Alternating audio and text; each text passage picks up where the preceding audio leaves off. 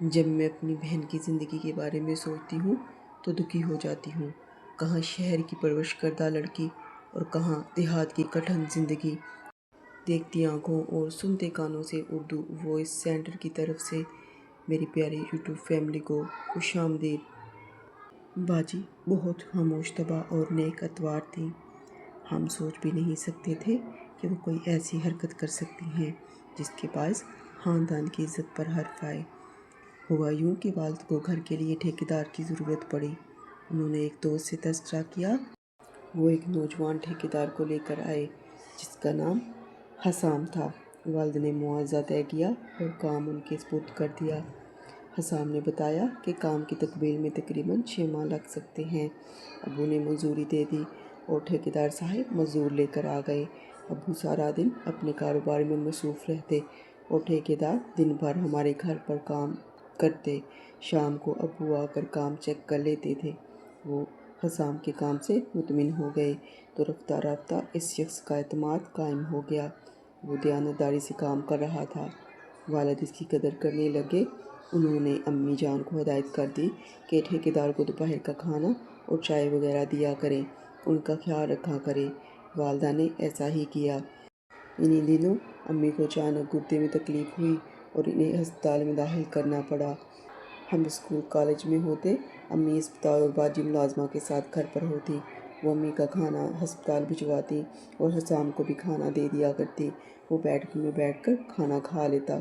گھر تقریباً مکمل ہو گیا تھا، بس اب فنشنگ ہو رہی تھی۔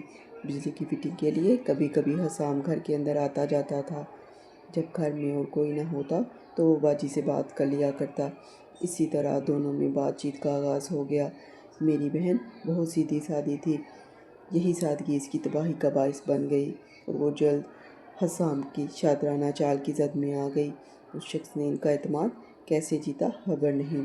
بہرحال باجی شاہدہ نے اسے بتا دیا کہ اس کی منگنی بچپن میں چچا جا سے ہوئی تھی جو 14 برس رہی، مگر جب شادی کا وقت آیا تو منگت نے شادی سے انکار کر دیا۔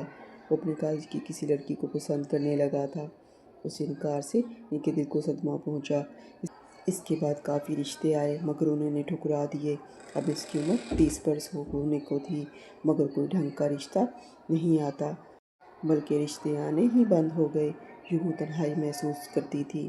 میری بہن کو اس قسم کی باتیں ایک غیر شخص سے نہیں کرنا چاہیے تھی جس سے بات چیت کو چند دن ہی گزرے تھے، مگر شاطر حسام نے ان کا نفسیاتی مسئلہ سمجھ لیا اور ان کا ہمدرد بن کر اپنی چکنی چپڑی باتوں سے شیشے میں اتار لیا۔ ان کو یقین دلایا کہ اب تمہاری عمر بھر شادی نہیں ہو سکتی، البتہ چاہو تو میں تم سے شادی کرنے پر تیار ہوں۔ باجی نے بتایا کہ والدین اور خاندان کے بزرگ لوگ کبھی اس رشتے پر راضی نہیں ہوں گے کیونکہ ہمارے ہاں بیٹیوں کے رشتے غیر خاندان میں نہیں کرتے۔ اس طرح تو تم عمر بھر بن بیاہ ہی رہ جاؤ گی۔ حسام نے کہا، یہی وقت ہے اپنے حق میں اچھا فیصلہ کر لو۔ تم خوبصورت اور دبلی پتلی ہو، 20 برس کی لگتی ہو۔ آج میں نے تم کو پیشکش کر دی ہے، کل کوئی اس دہلیز کو پار کر کے تمہارے نصیب جگانے نہیں آئے گا۔ میری یہ بات یاد رکھنا۔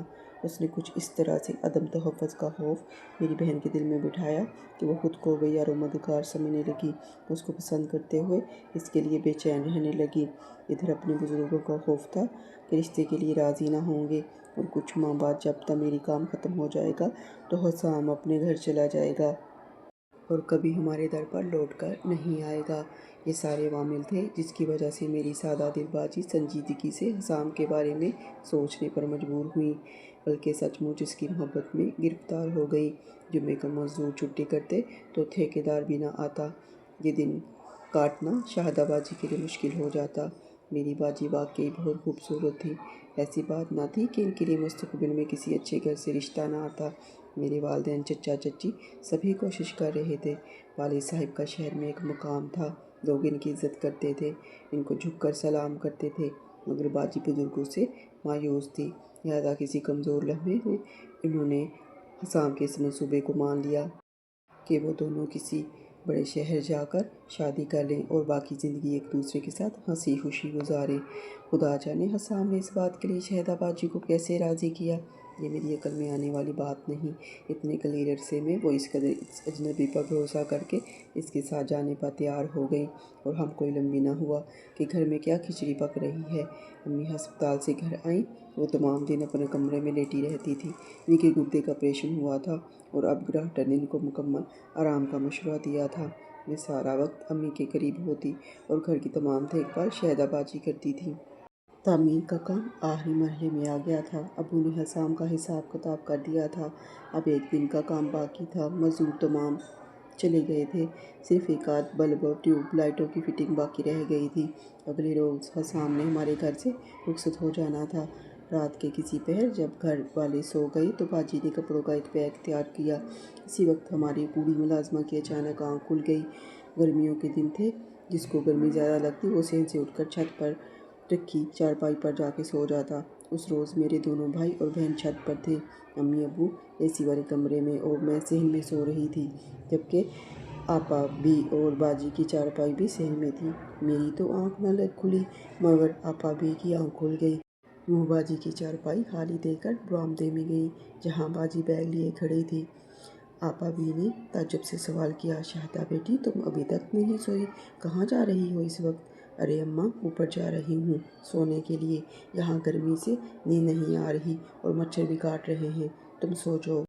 وہ دوبارہ سے چارپائی پر لیٹ کر سو گئیں۔ صبح جب ہم اٹھے تو دیکھا باجی نہیں ہیں، وہ چھت پر تھیں اور نہ گھر میں کہیں موجود تھیں۔ آپا بھی نے کہا کمرے میں دوبارہ دیکھو۔ گزری رات بیگ میں کپڑے رکھ رہی تھی، کمرے میں ان کا بیگ موجود نہیں تھا، البتہ الماری کھلی ہوئی تھی۔ میں نے جلدی جلدی الماری کھنگالی تو ایک لفافہ کپڑوں کی تہہ سے فرش پر گرا۔ اس کے اندر ایک خط موجود تھا۔ تلاش سے اور بھی 4 خط مل گئے جس پر سالن کے ڈبے تھے۔ یہ حسام کے خط تھے۔ جب وہ کھانا کھانے بیٹھتا تو رکا لکھ کر ٹرے میں برتنوں کے نیچے رکھ دیتا تھا، اور جب باجی ٹرے لے کر جاتی تو ہاتھ اٹھا لیتی تھی، شاید جلدی میں ان کو تلف کرنا بھول گئی۔ میں نے لفافہ والد صاحب کو دیا۔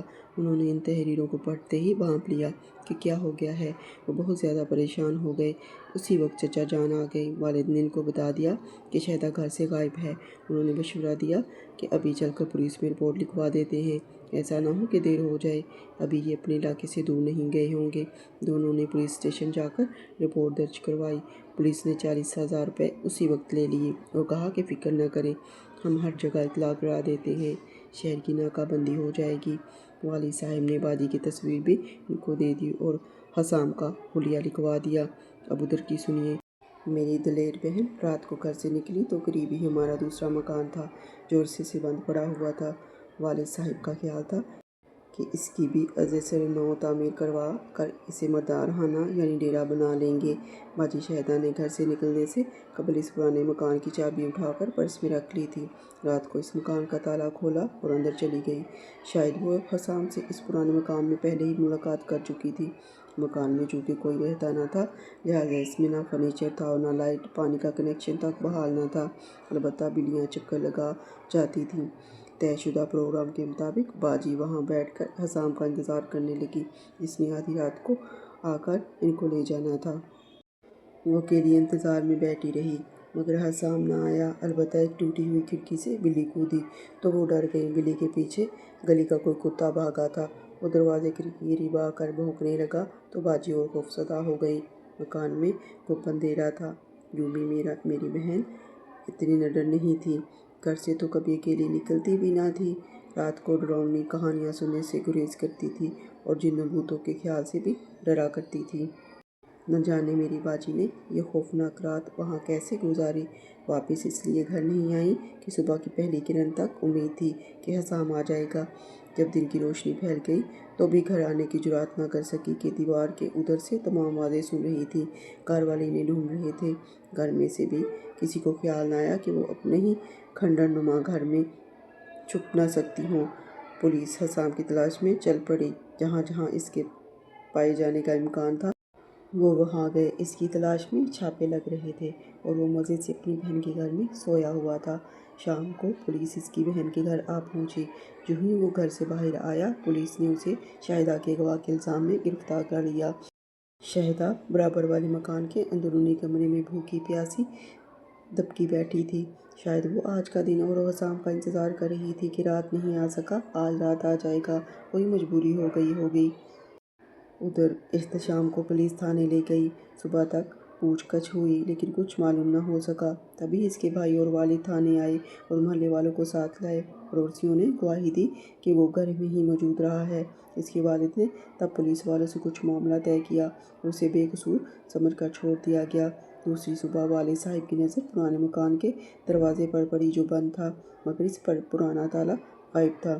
انہوں نے دروازے پر دباؤ ڈالا، وہ اندر سے بند تھا۔ گویا کسی نے تالا کھولا تھا اور پھر اندر سے در بند کر دیا تھا۔ والد صاحب اپنے گھر کی چھت سے برابر والے مکان کی چھت پر سیڑھی لگا کر اترے اور گھر کے ہر کمرے میں گئے۔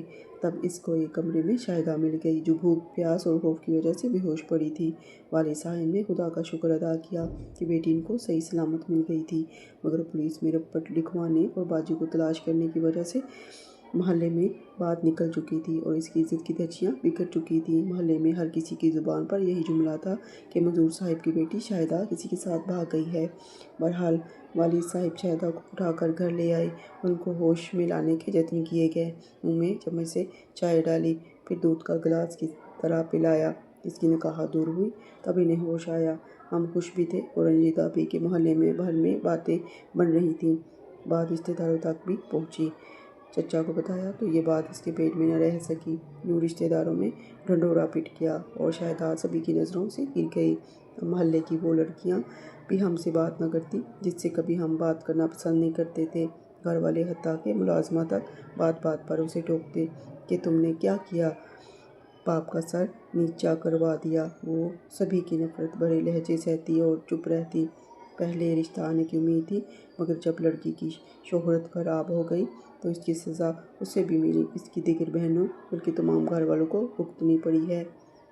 اس واقعہ کو 4 برس گزر گئے۔ ایک دن ابو کسی کام سے دور کے ایک رشتہ دار کے گھر ان کے گاؤں گئے۔ ان لوگوں کو اس واقعے کا علم نہ تھا۔ انہوں نے والد صاحب کی خوب آؤ بھگت کی اور باتوں باتوں میں تذکرہ کیا کہ ان کا بیٹا شہر سے پڑھ کر آیا ہے اور شہر کی لڑکی سے شادی کرنا چاہتا ہے۔ اس کی ملازمت ہار میں لگی ہے، اپنی زمینوں کی پیداوار بھی ہے، اچھا گزارا ہو رہا ہے۔ آپ کی نظر میں کوئی شہر کی میٹرک پاس لڑکی ہو تو میرے بیٹے کے لیے رشتے کی رہنمائی کر دینا۔ والد صاحب نے کہا، ہم بھی اپنی بیٹی شاہدہ کے لیے اچھا رشتہ تلاش کر رہے ہیں۔ آج کل اچھے رشتے کہاں ملتے ہیں؟ آپ لوگ ہمارے اپنے ہیں، مجھے بیٹی آپ لوگوں کو دینے میں قباحت نہ ہوتی، مگر میری شاہدہ آپ کے بیٹے سے 2 سال عمر میں بڑی ہے۔ انہوں نے کہا، 1-2 سال کی کیا بات ہے، یہ کچھ زیادہ فرق نہیں ہے۔ آپ میرے بیٹے کو فرزندی میں قبول کر لیں تو میرے لیے فخر کی بات ہوگی۔ والد صاحب کو اور کیا چاہیے تھا؟ انہوں نے فوراً سلیم احمد کا رشتہ قبول کر لیا۔ شادی میں ابو نے کسی قریبی رشتہ دار کو مدعو نہ کیا اور سادگی سے بیٹی کو رخصت کر دیا۔ آج شاہدہ باجی ہر لحاظ سے خوش ہیں، لیکن وہ باتیں ان کو رنجیدہ رکھتی ہیں۔ ایک یہ کہ شہر میں پلی بڑھی اور گاؤں کی زندگی ملی، ان کے گھر میں گائیں، بھینسیں، بھیڑ بکریاں ہیں جن کی دیکھ بھال کرنا پڑتی ہے۔ گاؤں کا ماحول ان کو عجیب سا لگتا ہے اور ہر وقت یہ خوف بھی کوئی ان کا ماضی کے شوہر کے سامنے نہ لے آئے۔ خدا کا شکر کہ ان کے سسرال والے شہر نہیں آتے اور نہ کسی نے کبھی ان سے اس واقعے کا تذکرہ کیا۔ باجی بھی میکے بہت کم ہی آتی ہیں، زیادہ تر اپنے گاؤں میں رہتی ہیں۔ جب اپنی بہن کی زندگی کے بارے میں سوچتی ہوں تو دکھی ہو جاتی ہوں۔ کہاں شہر کی پرورش کردہ لڑکی اور کہاں دیہات کی کٹھن زندگی ملی ہے، لیکن کیا کیا جائے، یہ تو نصیب کی باتیں ہیں۔ کمنٹ باکس میں اپنی رائے کا اظہار ضرور کیجیے گا کہ آپ کو یہ کہانی کیسی لگی اور میرے چینل اردو وائس سینٹر کو لائک، شیئر اور سبسکرائب کرنا نہ بھولیے گا۔